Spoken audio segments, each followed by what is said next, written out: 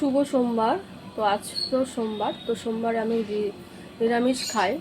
তো নিরামিষটা কেন খাই তার কারণ বা রিজন অবশ্যই আমি তোমাদেরকে বলবো। তো চলো আগে দেখাই কি কি রান্না হবে, বা অর্ধেক হয়ে এসছে, তো চলো আগে দেখাই। তো দেখো এই যে ভাত হয়ে গেছে, এদিকে পালং শাক করবো, তার মধ্যে মূলো, আলু, বেগুন, শিম আর ডালের বড়িও দেবো। আর এই যে কলার ডালের মধ্যে মূলো দেব, মিষ্টি কুমড়ো বটি হবে, আর এদিকে দেখো ফুলকপির বড়া বা পকোড়া হবে। প্রেসারে অলরেডি ডাল কিন্তু সিটি হয়ে গেছে। তো চলো এখন রান্না করে নিই। তো রান্না করতে করতে আমি কেন সোমবারে নিরামিষ খাই তো সেটাই তোমাদের বলবো। তো দেখো ভাত আর ডাল তো সিটি হয়ে গেছে। তো এখন প্রথমে আমি মিষ্টি কুমড়ো বটি করব। তো তার জন্য তেলের মধ্যে কালো জিরে ফোড়ন দিয়ে কাঁচা লঙ্কা দিয়ে মিষ্টি কুমড়োটা ভাজি, হলুদ লবণ দেবো, আর নামানোর আগে একটু চিনি ছড়িয়ে দেবো, হয়ে যাবে। তো কথা হচ্ছে এক এক করে রান্না করব। এরপরে পালং শাক রান্না হবে, তারপরে ডাল ফোড়ন দেবো, তারপরে ফুলকপির বড়া করব। তো কথা হচ্ছে যে আমি সোমবার কেন নিরামিষ খাই। আসলে আমার ছেলে ছোটোবেলায় না খুব জ্বর আসতো। তো ওকে কেজি স্কুলে আমি ভর্তি করিয়েছিলাম।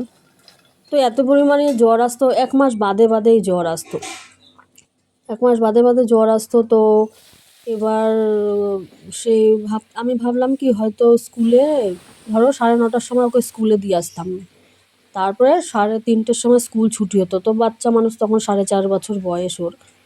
তো ওই সময় ওকে টিফিন জল দিয়ে দিতাম, ও কিন্তু কিছুই খেত না।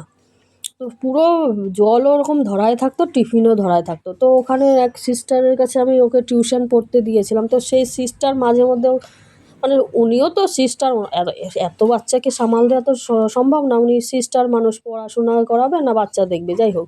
তাও মাঝে মধ্যে ওকে খেয়াল করতো যে ওর টিফিন খেয়েছে কিনা। তাও যেদিন উনি খেয়াল করতো সেদিন ও খেত, আর নাহলে খেত না। তো এরকম, যাই হোক।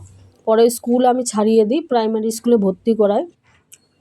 তাও দেখি কি ওর জ্বর প্রায় মাস গেলে জ্বর, মানে মাস শেষ হবে না আবার জ্বর চলে আসবে। তখন আবার আমাদের এক কাকি শাশুড়ি উনি আছে, উনি আর আমাদের মধ্যে এখন আর নেই। তো উনি আমাকে 1 বছর হলো উনি আমাদের মধ্যে নেই। তো উনি আমাকে বললো যে তুই নিরামিষ খাওয়া ধর।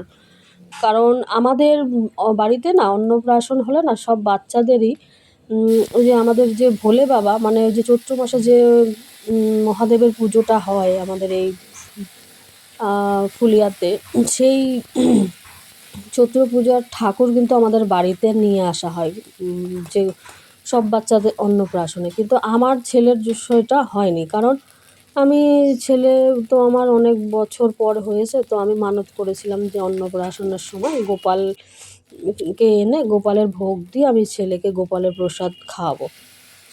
তো যাই হোক, একটা বংশ পরম্পরায় আমাদের বাড়িতে মানে মহাদেবকে আনা হয়, সেখানে আমি সেটা করিনি, আমি তার বিপরীতে গেছি। তো যাই হোক, যেটা বংশ পরম্পরা সেটা না করে তার বিপরীতে গেছি, হয়তো সেরকমই একটা কোনো ব্যাপার হবে। যাই হোক, পরে তারপর থেকে সেই সোমবার আমি পালন করলাম, আমাদের ওই কাকি শাশুড়ি বলল।